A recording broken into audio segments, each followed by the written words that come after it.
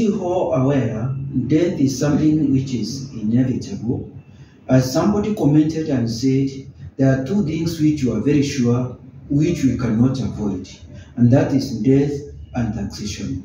Many others and many members of the society are scared of death. They don't want to talk about death because they feel that is wooing very early death. And so many times it becomes difficult for people even to do proper planning for the eventual leaving this world.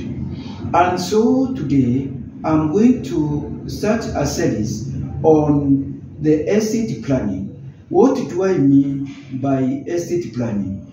Estate planning, it is putting your affairs in order so that your loved ones don't suffer when you die or in case you are incapacitated.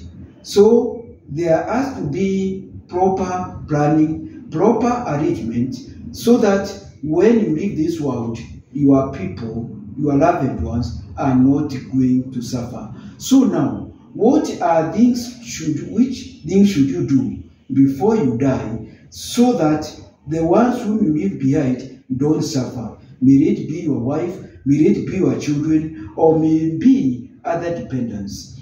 This video is very, very important, and it's a must for every member of the society to really listen to it and report about it and take necessary action. For many members of our society are suffering because of the errors which their beloved ones committed before they left this world. Now, one of the important documents, which is very, very important, a legal document which is very important, is a will. A will, it's a need, it's a must document for everybody. Everybody needs a will, no matter how modest your life is. A will is not for rich people. No matter what you have, you require a will. Even if it is a dress, even if it is a phone, even if it is a pair of shoes, when you leave this world, you would really like to leave it to somebody so that it doesn't give people problem to decide what do they do with the items you have left behind. So a will is very, very important, because if you die intestate or having not written a will, it's going not to be left to the state to distribute your wealth, and the process is cumbersome because of the bureaucratic procedures. And so to avoid your loved one suffering, it's important to have a will. Now, a will should be written, it should be revised continuously, and I'm talking about a living will. That means that you have to many dynamic changes. Probably you are married, you end up divorcing. You are moving from a place, you end up getting some other properties, some other assets which you didn't have. You end up getting into other abilities which you didn't have. So you have to keep on revising continuously and continuously. It has to be revised continuously. So what I'm putting across, a will is very important, and please don't think that when you write a will, you are inviting death. Death, as I'm just dismissing that myth, which is making many of our members in our society, because of the way they fear death, because of the mystery of death, they don't want to write a will. I'm encouraging people to write a will. Now, there is now the aspect of what we call trust. Now, trust, when actually you don't know what might happen tomorrow. You don't know if you are going to be capacitated. You don't know if you are going to get into an accident and you get into a coma.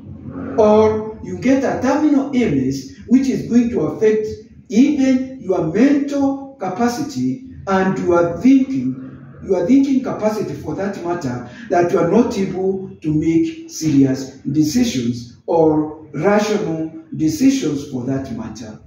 So what do? It's important to appoint someone whom you trust, so that this person, in case of anything happening, if you have got businesses, this person can be able to manage your estate on behalf of your children who probably have not reached the age of majority or of 18, or other members of the family who are very old and they may not be able to manage the businesses which you have. So you come up with a trust, and now a trust is a legal document highlighting the person whom you have trusted to manage your assets, which you are bequeathed to your loved ones. And so in case of death, you know very well, in case of any incapacitation, you know there is somebody who is going to take care. Now, the third issue is what we call the power of the attorney. The power of the attorney, this is a document that grants a trusted person, or what we call your agent, to act on your behalf. Now, this person is a little bit different from the trust, the document which I've just highlighted. This person manages assets, manages businesses, but now the person whom you give the power of the attorney, the document you will highlight and say, I've given this person the power to make decisions on my behalf. What do I mean? Probably you are sick, probably you are incapacitated, and you are not able to make decisions. Or even critical, not only medical, even critical financial decisions. So you give somebody, you authorize somebody, you grant somebody, a trusted person, the power of attorney. This person, the power of the attorney, as we are going to discuss later, when, for example, you are hospitalized, you may probably not want to be put on a life-saving machine. And so this person, you tell this person, when I get to that state, please, I should not be put in a life-saving machine. Or this is what I want. In case I reach this state, please, let this be done. So, you give this person the power of attorney. So it can cover medical decisions or financial decisions or both. The power of attorney. In case you are incapacitated, your decision is as good as the person you have documented in the power of attorney. Now, the other important point, which is very important in your estate planning, remember, estate planning is the things to do before you die, to make sure that things are going to be normal, things are going to, nothing is going to be out of kilter, life is going to continue for your loved ones, and they are not going to suffer. So the fourth point is you itemize your inventory. What do I mean? Make a list of all your valuable items, including the home itself, the computers you have, the TVs you have, the jewelry, the vehicles, the arts, the power tools, the room machines, family pictures, possessions you want to donate to a favorite charity. And it's also advisable to take a picture of these items so that you remove confusion in case when you're not there. When you itemize whatever, if the property you have, the chairs, the desks, the televisions, and the whatever assets which you have, please, it is important to specify them. The vehicles you have, please, take a photo and do that. So, itemize the inventory of what you own. Then number 5 is the aspect of documents your non-physical assets. What do I mean by non-physical assets? This includes the bank accounts. What bank accounts do you have? Where are they? Which banks? Which are the password for these accounts? What brokerage accounts do you have? What about the life insurance policies? What about the health policies? Specify the location of physical documents you have in your possession. And you list the contact for these non-physical possessions. Please make sure things are very clear. Number 6, it is very important to assemble a list of debts. Make a separate list for all your debts.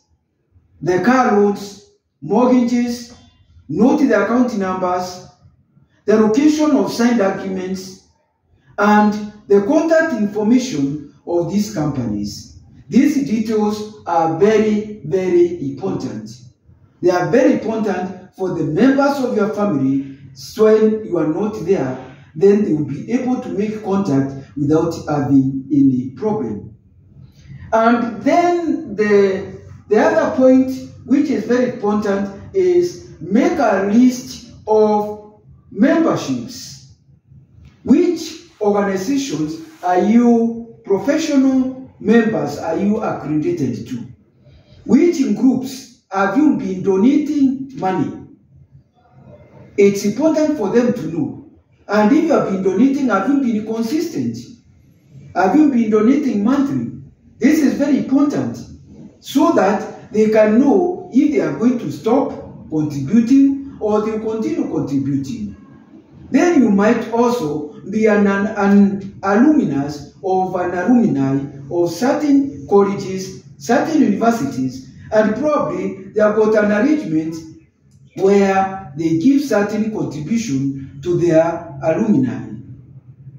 So, please, it's important to highlight all this in your documents. And I hope for this part 1 of the estate planning, I hope you have understood something, and I'm going to tackle the remaining details in part 2 of the estate planning. Please, it's very, very important for this to prepare and even pass this message, because everybody needs it. If you are 18 years and over, you need estate planning.